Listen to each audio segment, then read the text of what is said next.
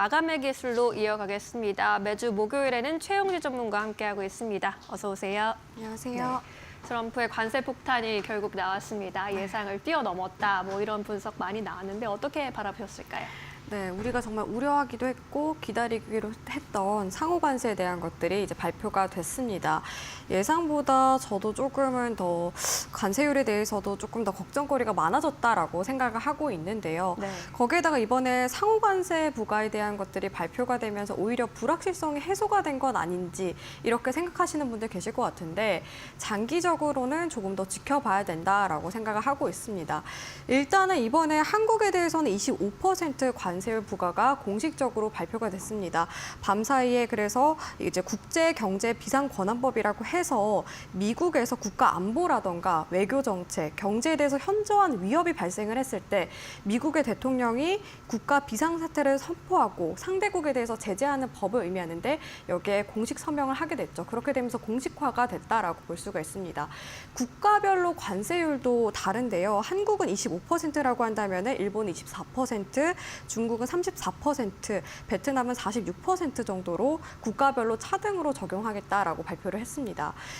여기에서 또 업종별로도 또 다른 상황인데 제외된 업종들도 있었죠. 근데 제외가 됐다고 해서 지금 당장 이 업종들을 투자를 해야 된다라고 생각하시는 분들 계실 것 같은데 이것 또한 차후에 관세 부과에 대한 이슈가 있을 가능성이 높습니다. 일단은 자동차의 경우에는 상호 관세에 대한 것들은 피해가기는 했습니다. 하지만 발효가 됐고요. 철강하고 알루미늄에 대해서도 지난달에 발효가 됐었죠. 하지만 상호 관세를 피해갔습니다. 반도체의 경우에도 이번에 상호 관세가 피해가기는 했지만 향후에 나타날 가능성이 있으니 리스크적인 부분들도 참고를 하시면 좋을 것 같고 이에 따라서 여러 가지 이슈들이 많은 가운데 특히 우리나라의 경우에는 가장 직격탄을 맞을 업종이 자동차가 있겠죠. 자동차에 대한 우려가 커지게 되면서 정부가 대응책에 대한 것들을 언급을 하고 있는 상황입니다. 여기에다가 다른 국가들도 관세가 부과됨에 따라서 보복 관세에 대한 우려가 커지고 있는 상황인데요. 고래 싸움에 새우등 터지듯이 우리나라가 타격을 입을 가능성이 더 커졌다고 저는 보고 있습니다. 특히 유럽연합의 경우 미국에 대해서 관세 조치에 대해서 반발을 하면서 보복 관세를 부과할 경우 여러 가지 무역 상황들이 안 좋아질 가능성도 높고 물가까지 상승을 하게 되면서 우리나라도 경제 상황이 악화될 가능성이 높겠죠. 이러한 부분들에 따라서 아직까지는 우려감이 더 커진 상황이다라고 보고 있습니다. 그리고 이번에 제외된 업종에 대한 것들을 좀 설명드리고 싶은데 반도체의 경우에는 아무래도 시장 자체가 워낙 크고 명확한 부분들이 안 나오고 있지만 향후에 조금 더 지켜봐야 될 부분들이 많이 있고요. 저는 그중에서 제약바이오 쪽은 조금 더 긍정적이게 보고 있는데 왜냐하면 제약바이오 업종들이 솔직히 관세 부과에 대해서 언급을 하기에는 생명과 직결이 된 업종이기 때문에 좀 이런 부분들이 저는 관세 부과에 대한 것들은 조금 다른 업종에 비해서는 피해가지 않을까라고 생각을 하고 있습니다. 그래서 만약에 이 업종들 중에서 관세 부과에 대한 것들을 좀 피해갈 업종을 바라보고 있다라고 하신다면은 제약바이오 업종이라던가 어제 언급을 해드렸던 게임이나 엔터주 이런 것들을 주목을 해보시는 게 좋을 것 같고요. 그 외에 자동차 관련된 업종들은 오늘 또 현대차가 52주 신저가를 찍기도 했었죠. 자동차 관련된 것들은 다음 달에 수출에 대한 것들이 어떻게 타격을 입을지부터 먼저 확인을 하는 게 중요하다라고 생각을 하고 있습니다. 자동차 관련된 종목들을 보유하고 계신 분들이나 혹은 신규 접근, 저가 매수의 기회로 봐도 될지 고민하시는 분들이라면 다음 달에 발표가 되는 수출 먼저 확인하시고 나서 그때부터 비중 관리라던가 그때부터 신규 접근을 해보는 게 어떨까라고 말씀을 드리고 싶습니다. 네, 상호 관세 이슈로 시름시름 앓고 있는 우리 증시 대응 전략 계속해서 세워보도록 하겠습니다. 지금 전문가님 보면은 업종별로 희비가 극명하게 엇갈릴 수밖에 없는 것 같은데 이럴 때는 어떤 전략 세워보는 게 좋을까요? 네, 아무래도 시장 변동성이 큰 만큼 주도하는 섹터라던가 주도하고 있는 테마가 굉장히 확실하게 나타나고 있는 상황입니다. 네. 그런 만큼 이런 섹터별 차별화 장세가 지속이 될 가능성이 높고요. 섹터별 특징에 대한 것들도 우리가 잘 알고 있어야 된다라고 생각을 하고 있습니다. 그래서 이런 섹터별 차별화 장세에서 변동성을 주의하시면서 투자를 하셨으면 좋을 것 같은데요.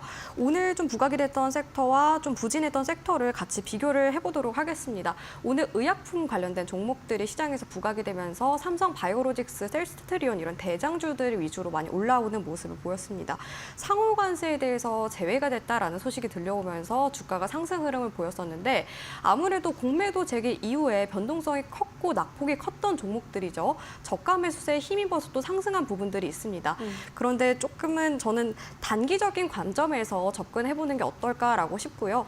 그리고 반도체 관련된 종목들은 오늘 조금은 쉬어가는 모습이기는 했지만 이번에 상호 관세에 대한 것들은 피해가기는 했습니다.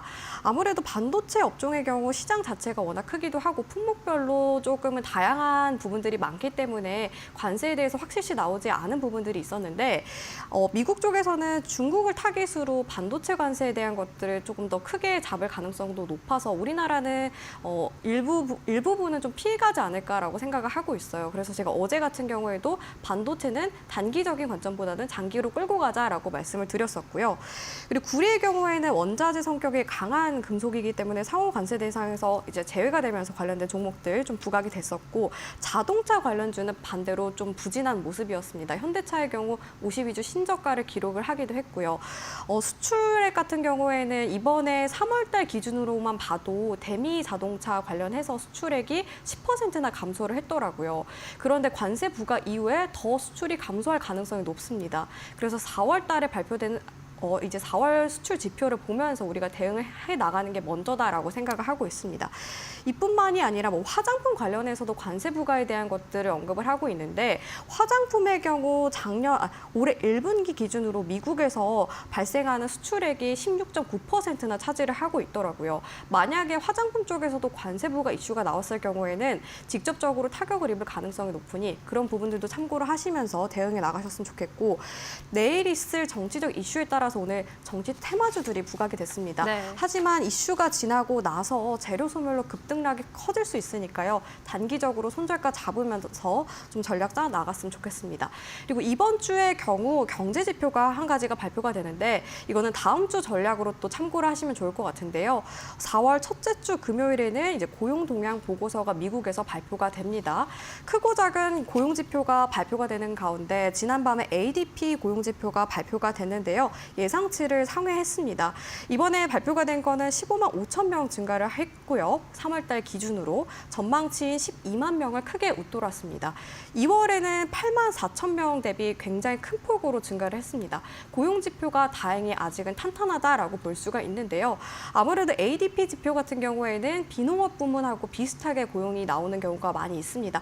비농업의 경우 미국에서 노동시장의 80%를 차지하는 지표이기 때문에 굉장히 중요한 지표인데 이번에 고용 동향 보고서가 이 비농업 부문이 비교적 좀 긍정적이게 나오지 않을까 판단을 하고 있거든요. 그래서 그런 부분들이 이제 다음 주에 있을 시장에 영향을 줄 가능성이 높아서 예상치와 부합하는지도 확인을 하면서 전략에 참고하셨으면 좋겠습니다. 네, 다음 주에 지켜볼 만한 지표도 이렇게 짚어드렸습니다. 현재 국내 증시에서 업종별로 차별화가 좀 극명하게 갈리고 있는 양상이기 때문에 섹터별로 전략을 잘 세워보는 게 중요하다라고 강조를 해주셨는데 그렇다면 시초가 공략주는 어떤 섹터에 집중을 하셨을지 여쭤보도록 할게요. 어떤 종목으로 내일장 시초가 공략주를 꼽아보셨을까요? 네, 오늘 제일약품을 가지고 왔습니다. 네. 아무래도 제약바이오 종목들이 오늘 시장에서 부각이 됐고 공매도 재개 이후에 급등락이 크기는 했지만 저가 매수 시점으로 잡아보면 어떨까, 단기적으로 접근해보면 어떨까 싶어서 제일약품을 준비를 해왔는데요. 제일약품의 경우에는 고지혈증 치료제인 리피토정이라던가 로제듀오라는 고혈압 치료제를 주력으로 하고 있는 제약바이오 업체입니다. 네. 오늘 이제 상호관세 부과 발표됨에 따라서 피해가는 업종들이 시장에서 부각이 됐었죠. 제약바이오 종목들이 시장에서 부각이 되면서 제일약품도 함께 올라가는 모습이 연출이 됐습니다. 이번에 이제 상호관세에 대해서 뭐 철강, 알루미늄 그리고 이런 제약 관련된 업종들이 피해가게 됐는데 앞서 말씀드렸던 것처럼 생명과 직결이 된 업종이기 때문에 관세에 대한 것들을 좀 명확하게 밝히기에는 다소 시간이 걸릴 가능성이 높다라고 판단이 듭니다. 그래서 관세 부과 이슈를 좀 피해갈 만한 업종이 아닐까 싶어서 제일약품도 같이 주목을 해보는 게 좋을 것 같고요. 개별적인 이슈도 있었습니다. 최근에 자회사 개별 이슈가 있었는데 제일약품의 자회사인 온코닉 테라피틱스가 이제 신약 개발 자회사예요.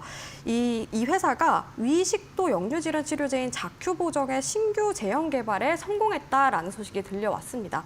이 제형에 대해서는 구강붕 해정이라고 해서 입안에서 빠르게 녹을 수 있는 제형을 의미하는데 어린이나 노인이 굉장히 유용하게 쓸 수 있는 제형이라고 볼 수가 있습니다. 이 개발에 성공을 했고 임상시험을 완료하게 되면서 생물학적 동등성을 입증을 했는데요. 향후에 추가 품목 허가가 승인이 됐을 경우에는 피캡이라고 해서 이 피캡 계열 신약 중에서 구강붕 해정을 보유한 세계 두 번째 기업이 될 가능성이 높습니다.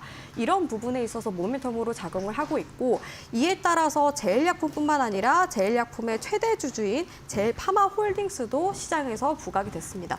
이렇게 개별 이슈가 있는 만큼 거래량도 증가를 했기 때문에 그런 부분들이 굉장히 긍정적이게 작용할 걸로 보이고 제약바이오 종목들은 신약 모멘텀이 굉장히 중요하잖아요. 네. 마찬가지로 신약 파이프라인에 대한 기대감도 굉장히 커진 상황이다라고 볼 수가 있습니다. 앞서 말씀드렸던 자큐보정 같은 경우에는 중국에서 주사 제형으로 지금 연구 개발에 들어갔고요. 이뿐만이 아니라 항암제, 이중표적 항암제 네수파립이라던가 당뇨병 치료제에 대해서 임상 이상을 진행을 하고 있습니다. 제약바이오 종목들은 사실 임상 이상이 가장 중요한데요. 왜냐하면 확률상으로 봤을 때 임상 이상이 성공 확률이 가장 낮은 편이기 때문입니다. 임상 1상의 경우 성공 확률이 63%라고 한다면 2상은 30% 정도고 3상은 58% 정도예요. 그래서 임상 2상에 성공을 했을 때 그만큼 주가가 상승하는 경우가 많이 있습니다. 이러한 모멘텀들도 주목을 하면서 보면 좋을 것 같고 리스크적인 부분들을 참고하시면 좋을 것 같은데 아무래도 제약바이오 종목들이 부채 비율이 높은 편입니다. 제일약품의 경우에도 부채 비율이 130% 이상이고 작년 같은 경우에는 적자로 전환을 했습니다. 왜냐하면 마케팅 비용이 많이 나갔기 때문인데요. 이런 부분에 있어서 리스크로 작용할 부분들도 있으니 단기적으로 접근하는 게 좋겠다라고 다시 한번 말씀드리겠습니다. 가격 차트 보면서 말씀을 드리도록 할 건데요. 네. 오늘 같은 경우 6%대 상승을 하면서 마감을 했습니다. 최근 들어서 이렇게 거래량이 정말 급증했다는 부분에 있어서는 시장 변동성을 이용해서 좀 전략을 세워보면 좋을 것 같은데 매물이 열려있는 17,800원 구간대가 있습니다. 이 구간대 주가가 올라왔을 경우 계속해서 밀리는 구간대라고 볼 수가 있는데요. 이 구간이 그만큼 강한 저항대이기 때문에 목표가는 17,800원으로 잡아보시는 게 좋겠다라고 말씀을 드리겠고요. 손절가의 경우에는 이동평균선, 장기 이동평균선 121선을 참고하셨으면 좋을 것 같습니다. 12,200원 구간대인데 이 구간대 보시면은 매물대가 또 길게 형성이 돼 있는 구간대이기도 해요. 그만큼 이 구간대를 이탈을 하게 되면은 조정이 강하게 받을 가능성이 높습니다. 게다가 이렇게 거래량이 최근 들어서 급증한 종목이라고 한다면은 그만큼 거래가 많이 되고 있다는 의미인데 변동성도 그만큼 크게 나타날 가능성이 높거든요. 게다가 제약바이오 관련된 종목들은 지금 공매도 재개 이후에 워낙 변동성이 크게 나오기 때문에 손절가를 명확하게 잡고서 대응을 하는 게 가장 먼저라고 생각을 하고 있습니다. 그래서 목표가 17,800원, 손절가 12,200원 참고를 하시면서 가격 전략 세워보셨으면 좋겠습니다. 네.